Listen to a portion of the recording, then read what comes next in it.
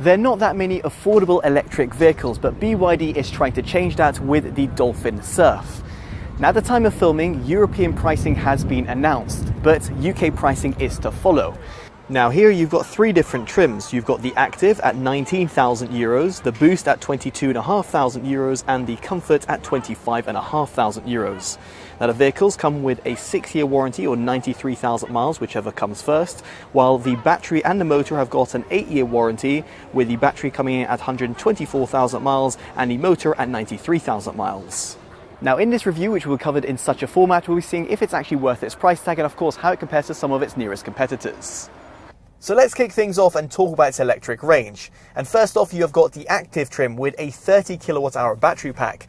That gives it a WLTP mixed driving test range of 137 miles. If, however, you go for the Boost or the Comfort models, you'll have a larger 43.2 kilowatt hour battery pack instead. These will give you roughly 192 to 200 miles of range. Now, for my own mixed driving test, albeit mainly within the city, I netted 160 to 180 miles in the Comfort model.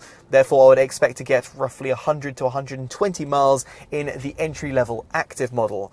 Now, as you'll be able to see from the mileage leaderboards, it doesn't actually fare that well in comparison to a lot of the other alternatives out there on the market, but do bear in mind all of them are pretty much a lot larger. And in this respect, the BYD Dolphin Surf actually does fare pretty well considering its overall price point and of course its size. Now this is in part due to the fact that it's got the Blade battery pack that is fitted with an LFP construction, and therefore means that in terms of the overall chemistry, you've got the lithium iron phosphate. And according to the manufacturer, not only does that add to the overall durability, but also when it comes to the overall efficiency. Now, speaking of which, for you to recoup energy while you're on the move, you have got regenerative braking. You have got 2 modes that you can select via the infotainment system, but right now I'm on the high mode, and if I were to lift off the accelerator pedal, the vehicle doesn't feel like it's decelerating all that much. It still feels like it's coasting. It would have been great if the manufacturer had fitted a full 1-pedal drive, but alas, that's not the case. Now, of course, you do also have the ability of plugging it in, and via the Active trim, you've got up to 65 kilowatts of input via CCS port, while this moves over to 85 kilowatts in the Boost and Comfort models. This means that all of them can go from roughly 10 to 80% in roughly half an hour. In terms of the Type 2 port, it's great to see that you have got an 11 kilowatt onboard charger, and therefore means with the smaller battery pack model, you can go from 0 to 100% in 3.5 hours, while in the larger battery pack model, this will take you roughly 5 hours. Now, furthermore, it's fantastic to see that you've got vehicle-to-load charging fitted as standard across the entire trim range. For those people who are not aware of what the feature actually offers, well, it means that you can discharge the battery pack to, for example, another electric vehicle. Or something that will be a little bit more relevant would be to power a household appliance, for example, a kettle, if, for example, you go camping.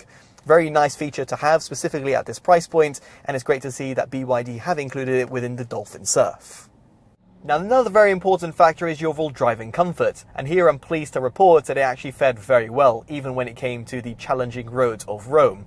Yes, when it came to driving around those cobbled, stoned roads, and also going over potholes and over certain speed bumps, the vehicle actually did do a great job of soaking up those anomalies. The suspension system has actually been tuned to perfection, at least in my opinion, and for a vehicle of its segment, it does actually fare very well.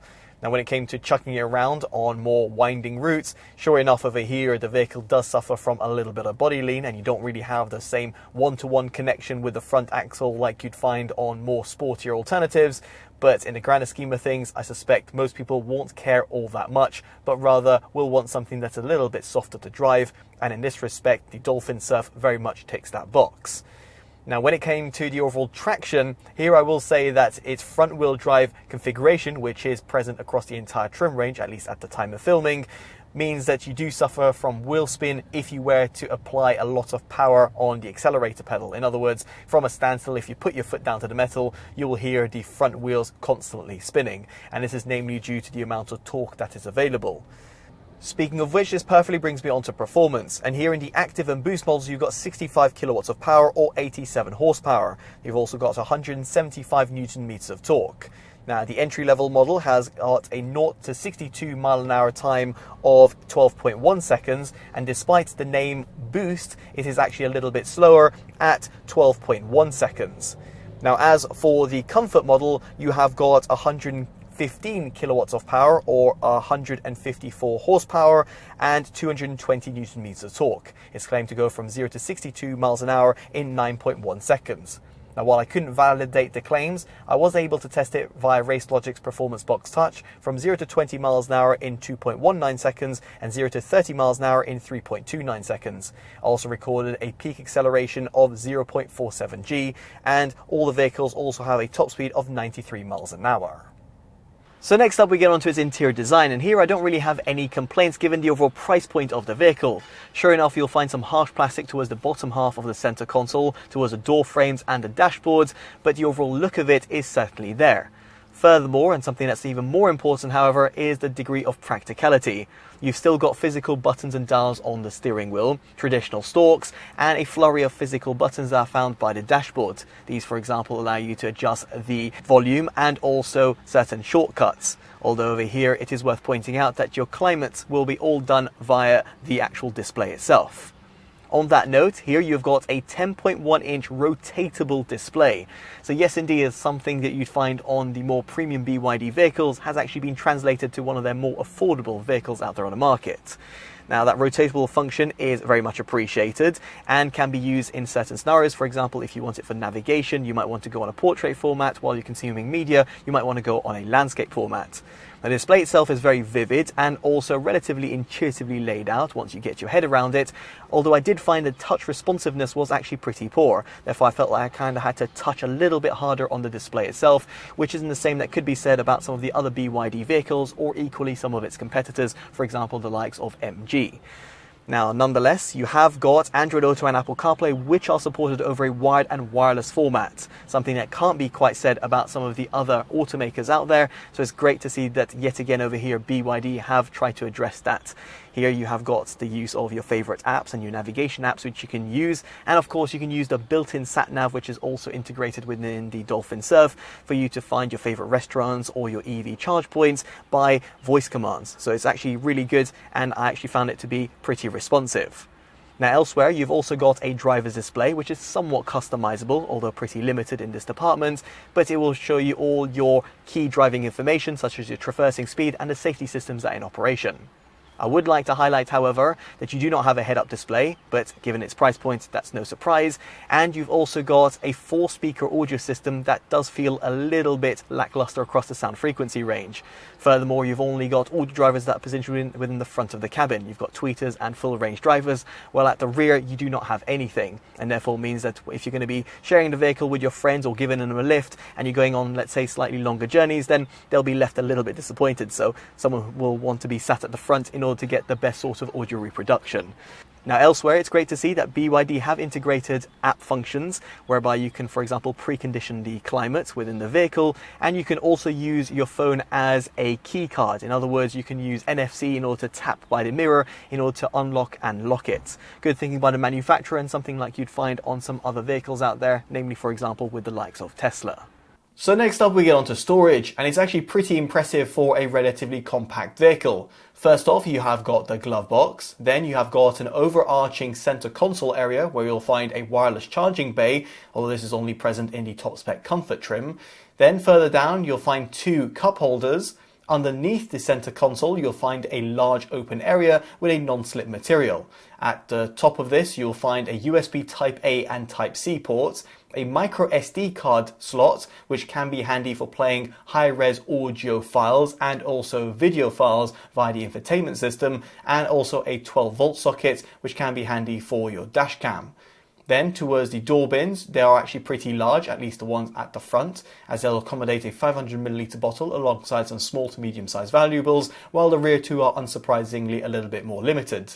Given that the Dolphin Surf is only available as a 4-seat combination, it means you've not got a pull-down armrest compartment. Thankfully, however, there is an open area that can be found at the rear portion of the center console, which can be handy for the rear occupants. Now, of course, when it comes to storage, we have to talk about its boot. And here you've got 308 litres to play around with, or 1,037 litres if you drop down the seats. It's actually pretty respectable, and this will suffice for taking your weekly shops or even larger luggage, of course, if you're going to be dropping down the seats.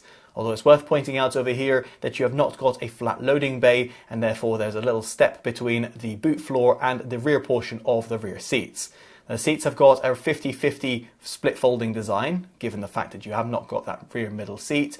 And then you've also got a hatchback design as well, which is certainly appreciated and therefore adds to the overall practicality. Furthermore, you've got a pretty large underfloor compartment, which will suffice for taking your charging cables. Moving on, we get onto seating comfort, and here it's actually pretty impressive. At the front of the cabin, the seats themselves are very accommodating and soft. Furthermore, you get electronically operated seats in the Boost model, while they also become heated in the top spec comfort trim. The same couldn't be quite said about some of its competitors, which will charge you an extra for this, so it's great to see that BYD do include these controls. At the back of the vehicle, it's also pretty impressive. As someone who's just under 6 foot, I had no real issue when it came to headroom and legroom. Sure enough, it can be a little bit tight in certain areas, and therefore is not going to compete with larger vehicles out there on the market, but in the grander scheme of things, and for a vehicle of its segment, I think BYD have done a tremendous job. Further emphasizing the point, they've kept the footwell design completely flat. And while you do not have a real middle occupant, it does mean that the two rear occupants who are sat at the back can actually stretch out their legs a little bit better in comparison to some of the other vehicles that have a nonsensical transmission tunnel. Now, this does bring me on to its exterior design, and I'll be curious to know what you make of it down in the comment section below. Subjectively, I actually do like the overall silhouette that the manufacturer has produced. It actually looks pretty cute and yet quite stylish as well.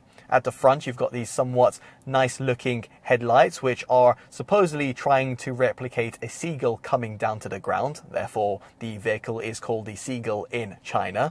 And then towards the side, you haven't got body colored wheel arches, but given they don't protrude too much from the vehicle, I have no complaints. And you've also got 15-inch alloys in the active trim, while this moves over to the pictured 16-inch alloys in the Boost and the Design trim. It is worth considering over here that the door handles are actually integrated within the vehicle themselves, and therefore giving the vehicle a little bit more of a sleeker profile.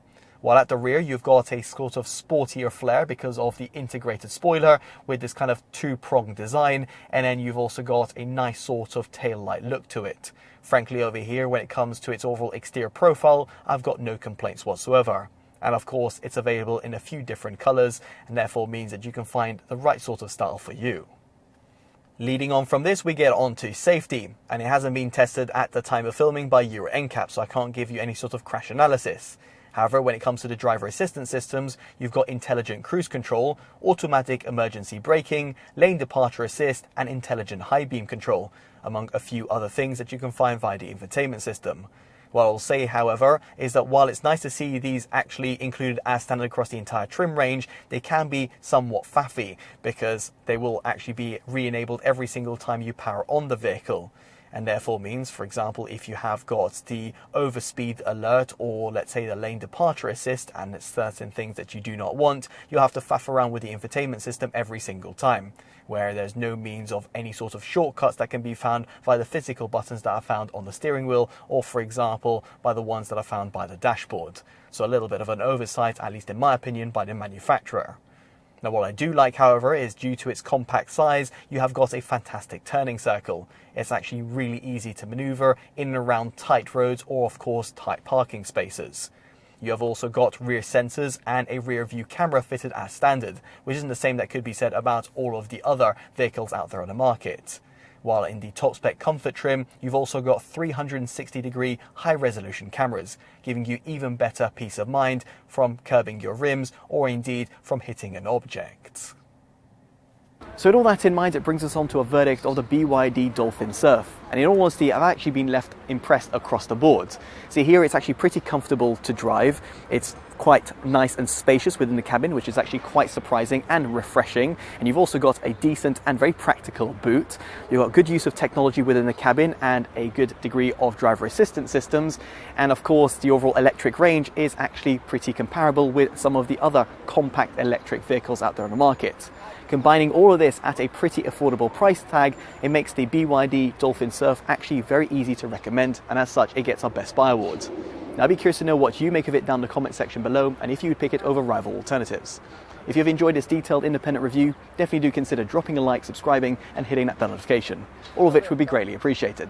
As such, I've been Chris from TotallyEV, and I'll hopefully see you next one. Take care of yourselves and goodbye.